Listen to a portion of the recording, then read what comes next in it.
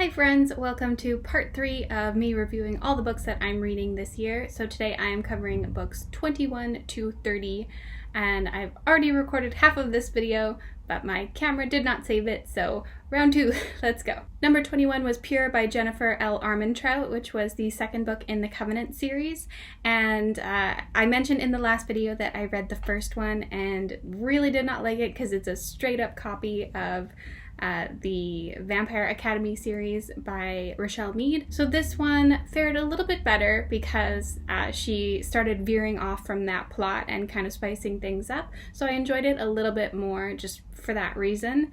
So I ended up giving it 3 out of 5 stars. And so the plot has progressed now where we're introducing a third character, Seth, who is like this big fancy magic guy. I don't know, he's supposed to be like the only one of his kind, but for some reason the main character, Alex, also has his powers, so everybody's like confused and shocked and things are happening because of this. And he becomes like the third point in the love triangle between her and her like pure blood love interest, Aiden, who honestly I thought was like such a vanilla, boring whatever. Like I wasn't into him, but I also wasn't into Seth at all because Seth was just very like kind of mean and rude and sleazebag-ish, like he slept around a lot, and which there's nothing wrong with, but it just like didn't make him seem like a very loyal, loving character. I don't know, I just like wasn't into any of the romantic relationships in this book, and I think that's why I ultimately dropped the series after this book. I did start the third one just to try it out, but I ended up giving it up, which is kind of par for the course with what happens whenever I read a series by Jennifer L. Armentrout.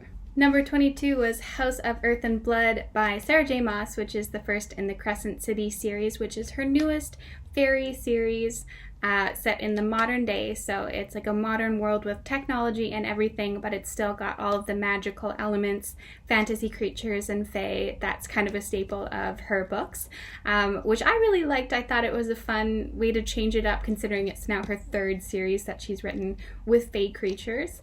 The book follows Bryce Quinlan, who is a half-fae, feisty, redheaded lass who works at this antiquities shop. So she goes around like picking up hard-to-find art pieces and antiquities and things. And then she meets this guy, Hunt Athalar, which I thought his last name was just a bit confusing to pronounce, so it wasn't my favorite, but Hunt Athalar, and he is a fallen archangel type creature. I don't know, he's like a buff guy with angel wings, but I think they're gray, they're not white. So the reason they're called fallen is because him and a bunch of his like buddies tried to rebel in this war and they ended up losing, so as punishment they have to wear these collars and follow the rules of the ruler of the city kind of thing. So they get involved in this kind of hunt for a certain magical item, and he ends up having to follow her around because he thinks she's involved somehow. And I just thought it was a really beautiful, intriguing book. I gave it 5 out of 5. The thing I love about these like hefty Sarah J. Maas books is that she really gets to spend so much time like really drawing out the plot and developing the characters like really slowly. And it just went from this really great like enemies to friends to lovers kind of arc. It's my favorite thing to read about in relationships. And then of course the ending was a huge cliffhanger, so I can't wait to read the next one. I hope it comes out soon. She did just announce the 4th Court of Mist and Fury, Court of Frost and whatever, the Court of ... series. She just announced the 4th one, which is going to be her sister Nessa and that other guy, Cassian, or whatever his name is. I don't know, I just really hate Nessa with a fiery, bone-deep passion. So I'm just like, on the one hand, the guy is awesome and funny and hilarious, and he's kind of like, you know, the Emmett of that series, like Emmett from Twilight, but in like a good way, not in a Twilight way. Whereas Nessa was just like, I don't know, I could do a whole video just talking about how much I hate her, but I don't want to get into that now. I'm definitely going to read the book, but I'm just like very on the fence of like, I don't know if I'll enjoy it. We'll see. Number 23 was Lola and the Boy Next Door by Stephanie Perkins, which is the second in her Person and the Person series. So the first one was Anna and the French Kiss, and the third one is Isla and the Happily Ever After. I think that's what it's called. Something like that. So I've read Anna, and I haven't read the third one yet, but I want to. I really, really liked Anna and the French Kiss. It was just such a like fluffy, light, cinnamon roll, cotton candy kind of book, just very palate cleansing. So if you've just read something like very heavy and serious, it's just a nice way to perk you up and refresh you for another series. It's just a cute YA contemporary. That's really what it is. Plus it was set in Paris, and I just love books that are set in really atmospheric cities. So this kind of follows that line. It's set in San Francisco. So it follows Lola and her kind of relationship with this boy next door, Cricket, and his sister Calliope, who's a figure skater, which that's like the only winter sport I watch at the Olympics is figure skating. So any book that has it, I'm just like I'm here for it. She actually has a scene at the end of the book where she's part of a competition, and I was just like very emotionally invested in what was happening in that scene. So the book follows Lola and Cricket. So he moved away, some big drama happens, and then they move back next door. Meanwhile, Lola is dating a 22-year-old, which is disgusting because she's like 16 or 17, and the author uses the excuse that like he didn't know how old Lola was because she didn't tell him what her age was, and then he like already caught feelings. Editing Sarah here. So I just realized that I had a big problem with the age difference in Lola, and yet like one of my favorite series is Vampire Academies, whereas like she's 18 and he's like 24, but like she's 18, okay, so she can consent, so it's different, okay, just need to point that out. So he was just like, whatever, I guess I'll keep dating you, but it's just like, no dude, like you're 22, she's 17, you find out her age, you dump her because that's nasty. Like, please date somebody your own age. You're a grown man. She is not able to consent. It's just, I was really geeked out by it, and I almost put down the book because of it. But eventually they do break up, so it was fine. And then it does go back to that, like, warm cotton candy, hot chocolate kind of vibes. So I was okay with it in the end, but the beginning just really bothered me. And also Lola's character just wasn't my favorite. She's very, like, you know, I'm not like other girls, like I'm cool and different and I make my own clothing or whatever. I don't know, she really grated on me for some reason. But I ended up still liking the book, and I gave it 4 out of 5 stars. Oh, I actually got them a little bit out of order. I just realized the number 21 was actually Death of a Salesman by Arthur Miller. I just like felt like reading it randomly. I just saw it and I was like, oh, I've always heard about this play, and I like to kind of shake things up every once in a while and read like a book of poetry or a nonfiction just to kind of mix things up a bit. So I thought I would check it out, and I wasn't really that big a fan of it.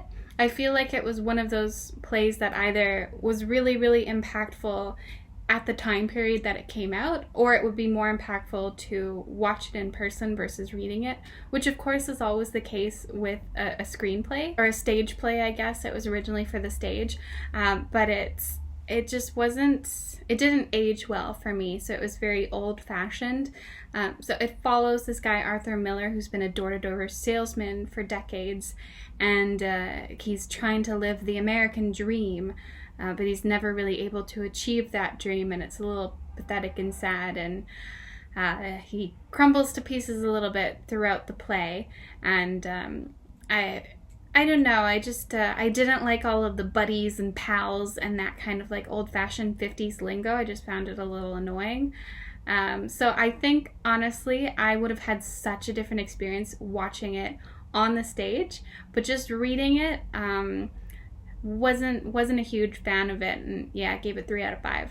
Next was Crimson Bound by Rosamund Hodge, which I was really not a fan of. I had originally read it like a couple years ago and then ended up DNFing it because I just like couldn't get into it. But then I recently read her Cruel Beauty book, and I enjoyed that, so I thought I'd give this one another try. And it was basically just like a copy-paste of the plot of Cruel Beauty, just done worse. It was literally just like substitute out the ancient Rome city for ancient Renaissance France city, and it's a girl in a big castle palace trying to solve a mystery puzzle thing and like save her guy. And I don't know, I just was like, the first one did it better, so why are you copying it and doing a worse job? And it was also just very slow and repetitive, and I just kept waiting for it to be over already, so I ended up giving it 2 out of 5 stars. Number 26 was Cinder by Marissa Meyer, which is the first in the Lunar Chronicle series. And this is another book that I actually DNF'd the first time I tried reading it. I just couldn't get into the whole robot mechanical girl for some reason. I don't know, but a bunch of my friends kept saying how good the rest of the series was. And I kept hearing about Scarlet, which is the second book. And I really wanted to read Scarlet, so I was like, okay, I'm going to give this another chance. And I'm so glad I did, because, like, oh my god, I love this series so much. Like, it just, honestly, every book just was better and better and better. Like, Winter, it's all of the characters. They're my little family now, and I just really, really enjoyed this series a lot. So it starts off, it's hundreds of years in the future, and we have now this world on Earth that's kind of ruled by rulers and presidents on continents rather than small countries. It's like after World War III or IV. And then we also have this civilization living on the moon called the Lunar People, and they're ruled by royalty. So we meet Cinder, who is a cyborg mechanic, and in this world, cyborgs aren't really their own people, they're owned like property. So she is owned by her stepmother and 2 stepsisters. And it is like a retelling of Cinderella, if you didn't pick that up, obviously, by the name Cinder. It was just a really cool, interesting retelling, and I think she did such a good job, Marissa Meyer did such a good job of like laying the groundwork for the later books, and like she really pieced them in not so much an obvious way, but just like oh, I bet that's gonna get referenced at a later point in another book. And I think she just really had a solid theme and a solid idea for the 4 books in this series, and she did such a great job executing it. I thought it was really well thought out. So I gave this 4 out of 5 stars. Number 27 was The Favorite Sister by Jessica Knoll, and yeah, this book was a big yikes for me. I gave it 2 out of 5 stars. It kind of centers around 2 siblings, Brett and Kelly. So growing up, Brett was kind of the unpopular, like overweight one that got picked on, whereas Kelly was like the beautiful blonde favorite child of their mother, and kind of the golden girl. But then during university, she goes to an exchange program in Africa and ends up getting pregnant, and so she has this daughter, and at that point that their roles kind of reverse, and so Brett starts this cycling, like spin cycle company, and it ends up becoming very popular, and she joins this reality TV show that's centered around under 30 entrepreneur females. The reality TV show is called Goal Diggers, like GOAL Diggers. And it's about women who are, being empowering through their entrepreneurship instead of marrying a rich man, I guess. And the thing is that all of the characters in the reality TV show are kind of lying or hiding who they are in one way or another. But I don't think it's done in an intriguing, like, oh, that's interesting way. It's done in more of a catty, like, let's hate on feminist women by taking these powerful female characters and showing that they're all actually just really, really bad people. And I just didn't like that. I was like, no, like, I wanted this to be an empowering female story, or at least some sort of like psychological drama between the 2 sisters who have this role reversal. But instead, it's just all of these women being nasty and lying to each other. And there's one character who's a vegan, supposedly a vegan, but she ends up like eating meat and like abusing her dogs and stuff, and I was just like, that's unrealistic. I don't know, that made me unreasonably angry. So yeah, I gave it 2 out of 5 stars, and my sibling and I actually do a podcast where we talk about books. It's called What You Readin', Sis.